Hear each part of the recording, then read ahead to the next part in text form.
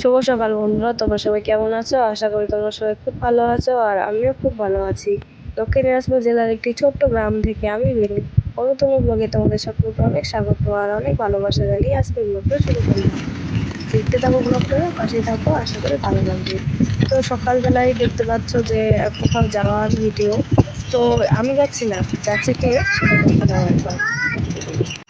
দেখো, আমি আর অনু স্কুলে নিয়ে যাচ্ছি। ও মা বাড়িতে আছে, ওদের মোবাইলটা নিয়ে আসলাম আমি। আজকে স্কুলে অনুর তাড়াতাড়ি স্কুল ছুটি তো, ওই জন্য।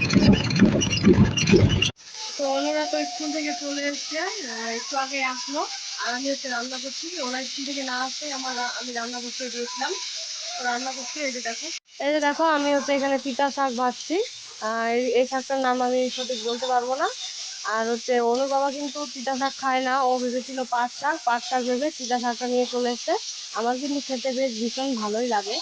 তো চলো আগে রান্নাটা করি আমি। এখন আমি শাক ভাজা আর চচ্চড়ি করবো। আর কিছু রান্না করবো না, কারণ আবার দুপুরবেলা মতন বলছে ওখানে খেতে যাবো।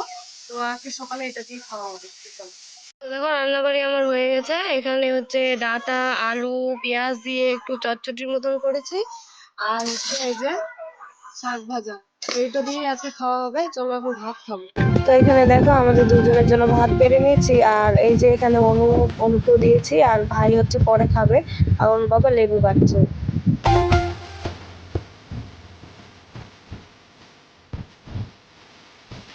খাওয়া দাওয়া শেষ করে দেখো আমি চলে এসেছি এখানে কলপাড়ে।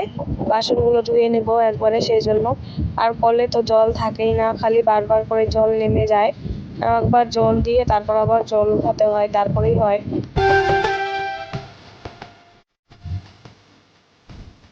আর ভাই আমাদের সাথে খায়নি কেন সেটাও তোমাদেরকে বলে রাখি।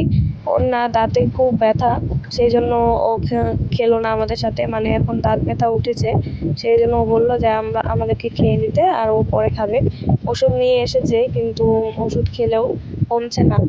মানে দাঁত হচ্ছে আর কি, নতুন দাঁত হচ্ছে, কি আক্কিল দাঁত বলে না কি বলে, ওরকম কিছু একটা হচ্ছে। সেই জন্যই ওর দাঁতে প্রচন্ড ব্যথা। তো যাই হোক, আমার বাসন টাসন ধোয়া আর স্নান করা হয়ে গেছে। আর তারপরে আজকে ভাইয়ের যেহেতু শরীর খারাপ, সেই জন্য আমি পুজোটা দেবো। আর আমি না পুজো দেই না, আমাকে বারণ করেছে, তাই আমি পুজো দেই না। 6টা মাস আমি পুজো দেবো না, তারপরে পুজো করবো। আর আজকে যেহেতু ভাইয়ের একটু শরীরটা খারাপ, সেই জন্য তো আমাকেই করতে হবে। তো সেই জন্য প্রথমে স্নান টান করে ফুল তুলে নিয়েছি বাইরে থেকে। আর বাড়ির ভিতরে যে ফুলগুলো আছে সেগুলো একটু তুলে নিচ্ছি।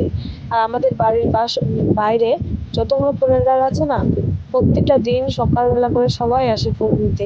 দেখে খুব ভালো লাগে, কারণ বাইরের ফুল আমাদের অত প্রয়োজনই পড়ে না। বাড়ির ভিতরে যত ফুলের গাছ আছে, আর আছে হচ্ছে ওই যে ভিটার মধ্যে 2-3টা ফুলের গাছ আছে, সেখান থেকেও নিয়ে আসি। চলো আমি পুজোটা দিই।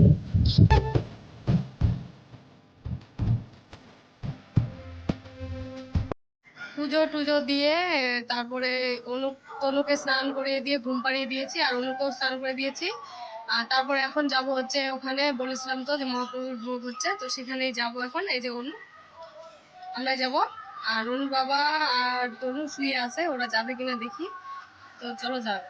তো দেখো এখানে আমাদেরকে প্রসাদ খেতে দিয়েছে, আর তারপরে দিয়েছিল হচ্ছে ভাত, ডাল, ঘাটি, অনেক কিছুই তরকারি করেছিল।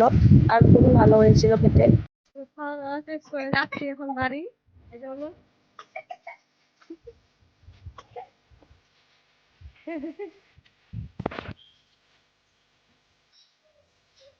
তো ওখান থেকে তো অনেকক্ষণ আগেই চলে এসেছি, আর এসে একটু শুয়েছিলাম। আর মাথায় প্রচন্ড ব্যথা। তো এই যে দেখো, এইটা জামা, এটা হচ্ছে কুর্তি, আর হচ্ছে এই নাইটিটা ও নিয়ে এসছে ওর বাবা। তো চলো দেখো তোমরা।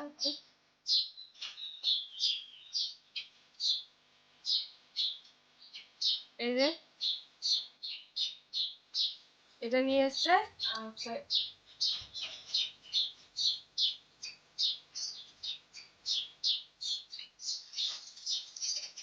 এই যে, তো এগুলো এখন সেলাই করতে দিতে যাবো একটা বৌদির কাছে, সেলাই করে পাশেই বাড়ি। তো তোমরা অবশ্যই বলবে যে কেমন হয়েছে। ওর বাবাই নিয়ে এসছে এগুলো। তো চলো বৌদিদের বাড়ি যাবো এখন, সেলাই করতে দিয়ে আসি।